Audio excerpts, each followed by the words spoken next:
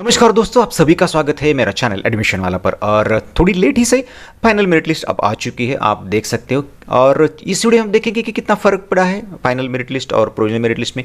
और सबसे महत्वपूर्ण बात है कि ऑप्शन फॉर्म की तैयारी कैसे करें, आगे हमें क्या करना है और अब अगली एक्टिविटी क्या होगी, फाइनल मेरिट लिस्ट कैसे देखना है। हालांकि सभी को पता है, आपने ऑलरेडी प्रोविजनल मेरिट लिस्ट देखी, उसी प्रकार है, उसका ही अगला वर्जन है।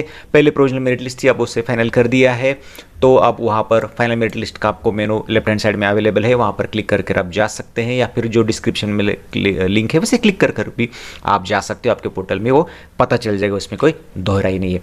जैसे आप जाओगे, जैसे आपने प्रोविजनल मेरिट लिस्ट देखा था, आपको पता है कैसे देखना है, उसी प्रकार से आपको आपका ये नंबर जो एप्लीकेशन आईडी वहाँ पे डालना है, डेट ऑफ बर्थ यहाँ पे डालनी है और क्लिक करना है। आपका स्टेटस आपके सामने होगा, आप वहाँ पे देख सकते हैं कि पिछले जो प्रोविजनल है, अब जो प्रोविजनल मेरिट लिस्ट में नंबर था उसका कोई मतलब नहीं है, वो लैप्स हो चुका है, उसका कोई मतलब नहीं है, आप उसे छोड़ दीजिएगा।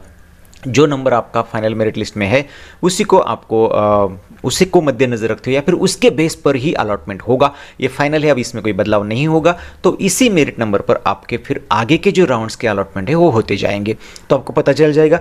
थोड़ा सा आप देख लीजिएगा कि प्रोविजनल में और आपके फाइनल में कितना फ़र्क पड़ा है। हो सकता है कि आपको 5, 10, 15, 20, 25 तक फ़र्क पड़ा हो। जैसे जैसे नीचे नीचे मेरिट नंबर जाएंगे तो थोड़ा सा फ़र्क उसमें ज़रूर आया है, तो वो आपको देखने को मिलेगा। और वो किस वजह से, तो जो ग्रीवेंसेस आए और जो क्लियर हुए उनकी वजह से आपको थोड़ा सा बदलाव उसमें नज़र आएगा, ज़्यादा कोई और बात नहीं है। और अब पूरी लिस्ट अगर देखना चाहते हो, यहाँ सर आप थोड़े राह मैंने देखी कि मुझे लगा कि जैसे ही मेरिट लिस्ट आएगी उसके बाद थोड़ी 5-10 मिनट में आ जाएगी सीट मैट्रिक्स, लेकिन अभी तक नहीं आया है। हो सकता है कि कल सुबह तक आपको मिल जाएगा, और ये भी हो सकता है कि आपके ऑप्शन फॉर्म भी कल शुरू हो जाए। तो आपको जो सीट मैट्रिक्स है आपको हो सकता है कि सुबह कल देखने को मिल जाए। तो चलिए, आपने देखा कि प्रोविजनल मेरिट लिस्ट देखी हमने, फाइनल मेरिट लिस्ट भी देख ली, उसमें कितना फ़र्क है वो भी देख लिया। थोड़ा सा जान लेंगे कि जो फाइनल मेरिट लिस्ट है और जो प्रोविजनल मेरिट लिस्ट है थोड़ा सा फ़र्क उसमें आया है।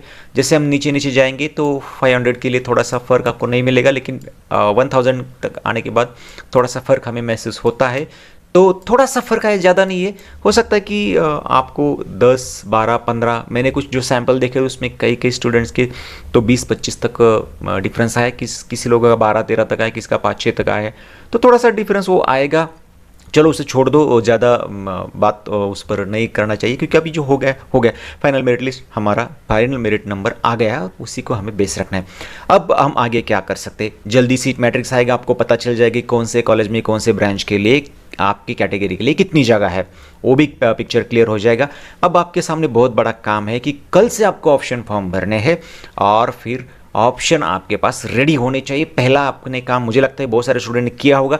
जिन स्टूडेंट ने किया उनको मैं बताना चाहता हूं कि आपको ऑप्शन फॉर्म का महत्व समझना होगा, क्योंकि ऑप्शन फॉर्म ये बहुत ही की रोल प्ले करता है ये पूरे एडमिशन सिस्टम में। क्योंकि अगर आपने ऑप्शन फॉर्म में कुछ भी गलती कर दी तो आपको पूरे एडमिशन सिस्टम में उसे भुगतना पड़ता है। तो ऑप्शन फॉर्म आपको बहुत ही सावधानपूर्वक, पहले 3 राउंड होते थे, एक बार आपने गलती कर दी तो अगले 2 राउंड में आप उसे सुधारने का आपके पास मौका था, लेकिन अब 2 ही राउंड होते, और आपने अगर पहले राउंड में आपने गलती कर दी तो फिर अगले राउंड में उसे सुधारने में बहुत वक्त लगता है, या फिर सुधारा नहीं जा सकता, और जो आपका नुकसान होता है वो होता ही है। तो सबसे पहले कि ऑप्शन फॉर्म को पहले समझे, वो क्या चीज़ होती है, वो कैसे काम करता है, और उसके अनुसार फिर आपको ये गेम प्ले करना होगा, नहीं तो फिर आपका नुकसान तय है। तो ये बात है कि आपको अगर उसमें कुछ बातें समझ में नहीं आती तो बहुत सारे वीडियोस हमारे चैनल पर है कि ऑप्शन फॉर्म क्या है, उसे कैसे भरना चाहिए, क्या गलतियां नहीं करनी चाहिए, क्या गलतियां स्टूडेंट करते हैं, उसके बारे में सब कुछ डिस्कशन ऑलरेडी किया हुआ है। हालांकि वो वीडियो पूरा नहीं, लेकिन प्रोसेस वही है, उसमें कोई बदलाव नहीं। बार बार हर साल वही वीडियो दोहराना मैं नहीं चाहता हूँ। उसी वीडियो में मैंने ऑलरेडी डिस्कशन किया, कुछ नया है, कुछ अगर ऐसी बात है जो आपको बताना मुझे लगता है तो मैं ज़रूर उससे डिस्कशन हम करेंगे, लेकिन जो बात वही है उससे आप पिछले वीडियो रेफर कर भी देख सकते हैं। तो ऑप्शन फॉर्म में जैसे कि मैंने कहा, गलती नहीं होनी चाहिए।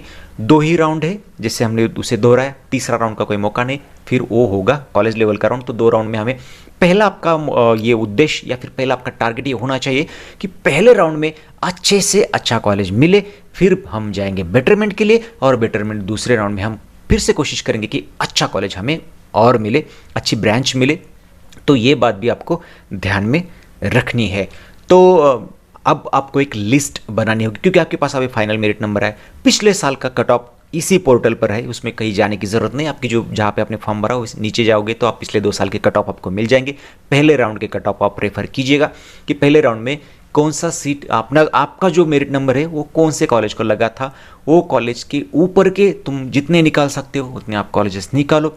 उस मेरिट नंबर के निचले वाले जहाँ आप जा सकते हो वो कुछ कॉलेजेस निकालो, ताकि आपको 100% फर्स्ट राउंड में कोई कॉलेज मिले और फिर आप बेटरमेंट के लिए जा सकते हो।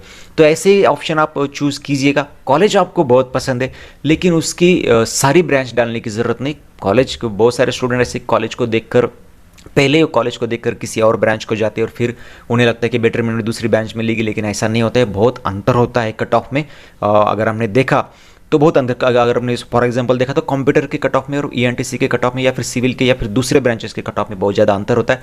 तो किसी एक कॉलेज को पहले हम वो सिविल ब्रांच या फिर दूसरा कोई भी ब्रांच लेकर फिर कंप्यूटर में ट्रांसफर हो जाए, ऐसा होता नहीं है। तो कॉलेज के ऊपर नहीं, आप कॉम्बिनेशन कॉलेज और ब्रांच के कॉम्बिनेशन के तहत आप अपने ऑप्शन तय कीजिएगा, तभी फ़ायदा होगा।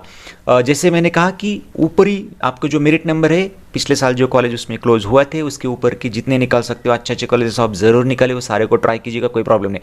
निचले जो कॉलेजेस है उसमें जहाँ पे आप जा सकते हो 100%, अगर वर्स्ट सिनारियो में तुम्हें कॉलेज मिलता है तो तुम करोगे क्या, खुद से सवाल करो।